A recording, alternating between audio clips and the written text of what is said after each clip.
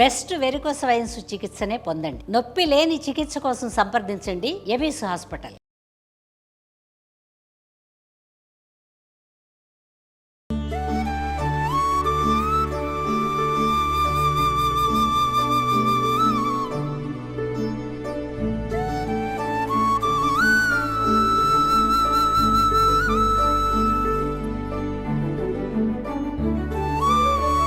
Evening స్నాక్స్గా రకరకాల వడలు చేసుకుంటామండి.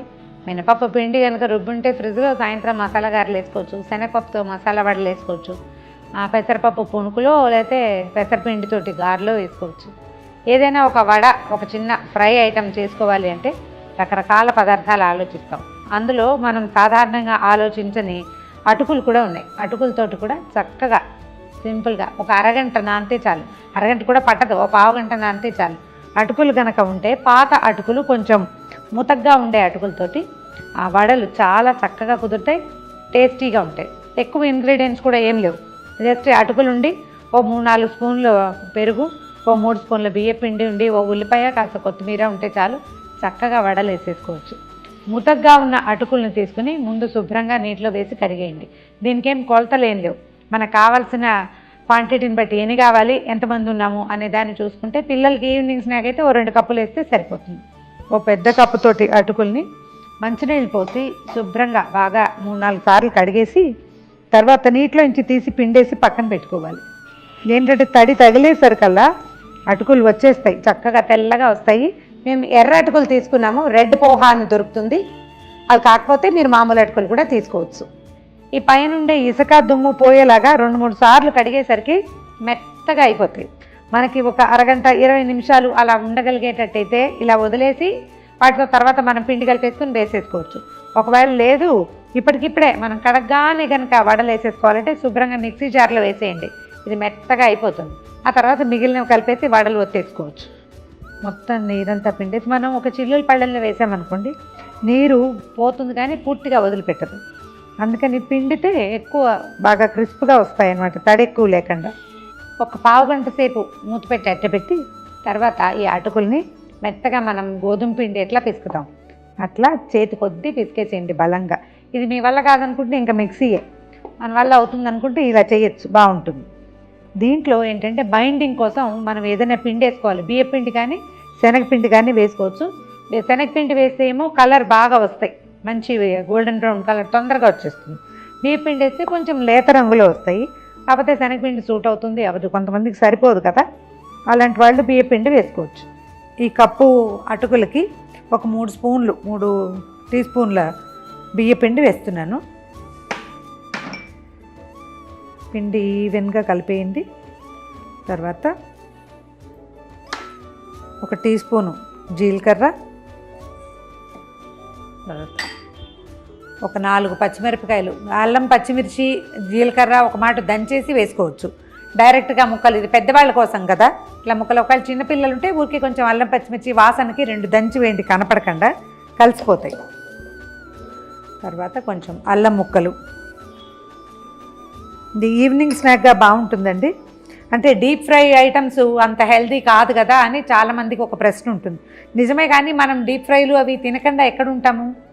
ఎప్పుడు హెల్దీ ఐటమ్స్ అయితే తినగలమా? తినలేము. మనకేదో వర్షాకాలము లేకపోతే ఈవినింగ్ ఎవరైనా గబుకున్న ఫ్రెండ్స్ వస్తారు, కొంచెం బాగుంటుంది ఏదైనా తింటే. అలాంటప్పుడు ఇంకా తప్పనిసరిగా ఇవి చేసుకోవాల్సి వస్తాం. బయట నుంచి కొనుక్కొచ్చిన డీప్ ఫ్రైడ్ ఐటమ్స్ కంటే, బయటికి వెళ్ళి తినే వాటికంటే మనం ఇంట్లో చేసుకునే ఫ్రైడ్ ఐటమ్స్ ఎప్పుడూ మంచివే, ఏం అనుమానం ఏం పడక్కర్లేదు. కొంచెం ఒక మీడియం సైజు ఉల్లిపాయ కట్ చేసాము చిన్నవి. తర్వాత కొంచెం కొత్తిమీర, కావాలంటే ఇందులో కరివేపాకు కూడా వేసుకోవచ్చు. ఇప్పుడు ఏం చేద్దామంటే దీనికి రుచికి సరిపడా ఉప్పు చూసుకుని వేసుకోవచ్చు. దీంట్లో క్యారెట్ కూర కొంచెం కలుపుకుంటే పింక్గా బాగుంటుందండి. సో దీంట్లో ఏంటంటే ఒక 3-4 స్పూన్ల పెరుగు. ఇప్పుడు ఇది ఎండాకాలం కదా, కొంచెం పుల్లటి పెరుగు వేసుకుంటే ఎక్కువ రుచిగా కూడా ఉంటుంది, పెద్దగా నీరు అవసరం ఉండదు. ఈ పెరుగు లూజు దీనికి సరిపోతుందన్నమాట. పిండి చక్కగా ఈవెన్గా కలిసిపోయిందండి.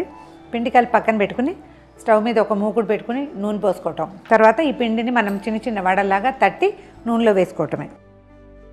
మూకుడు ఆన్ చేసి నూనె పోసేసుకుందాం ఇందులో. ఇది డీప్ ఫ్రై ఐటమేనండి, షాలో ఫ్రై చేయడానికి అంత బాగా కుదరదు, కాకపోతే పొంగదు ఎక్కువగా, అంచేత మనకి సరిగ్గా సరిపడా పోసుకోవచ్చు. కాస్త వెడల్పాటి దాంట్లో పెట్టుకుంటే మనకి వీలుగా ఉంటుంది. నూనె కాగే లోపల ఈ పిండిని కాస్త చక్కగా చిన్న చిన్న వడల్లాగా తట్టి పెట్టుకుందాం. ఇది గారె కాస్త నూనె చేయి చేసుకుంటే ఏంటంటే ఇది చక్కగా వస్తుంది, నీట్గా నున్నగా వస్తాయి. తడి చేయి చేసుకోవాల్సిన అవసరం లేదు, తడి చేసుకుంటే ఇది పిండి వదిలేస్తుంది, తర్వాత నూనె ఎక్కువ లాగేస్తుంది. ఎడ్జెస్ చక్కగా సరి చేయటము, వడల్లాగా తట్టేసుకోవటం, అన్నీ చేసి పెట్టుకుని ఒక్కొక్కటి వేయించేసుకోవచ్చు.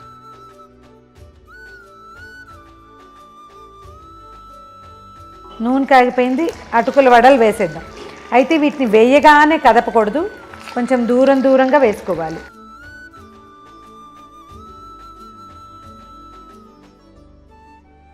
ఒక 6-7 వేసుకుంటే సిమ్లో పెట్టి నిదానంగా వేగనేది.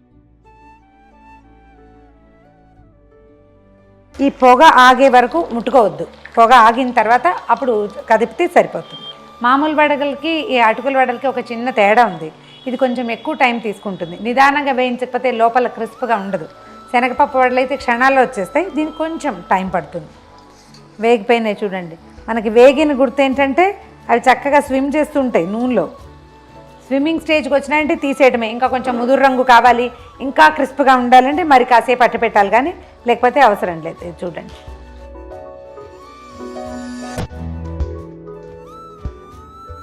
మిగిలిన వడలన్నీ కూడా ఇదే రకంగా వేయించేసుకోవటమే.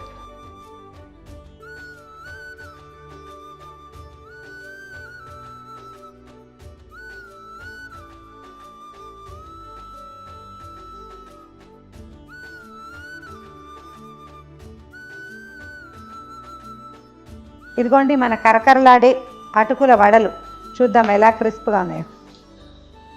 ఇలా చక్కగా విరుగుతాయి, చాలా బాగుంటుంది, ట్రై చేసి చూడండి. బ్రహ్మాండంగా ఉంది. దీంతో టమాటా పచ్చడి, పుదీనా పచ్చడి, కొత్తిమీర పచ్చడి, ఏవైనా ఎర్రటి ఆకుపచ్చటి పచ్చళ్ళతోటి వడ్డించండి. లేకపోతే పిల్లలకి నచ్చితే టమాటా సాస్తో కూడా వడ్డించవచ్చు. ఈ వీడియో కనుక మీకు నచ్చినట్లయితే లైక్ చేయండి, షేర్ చేయండి.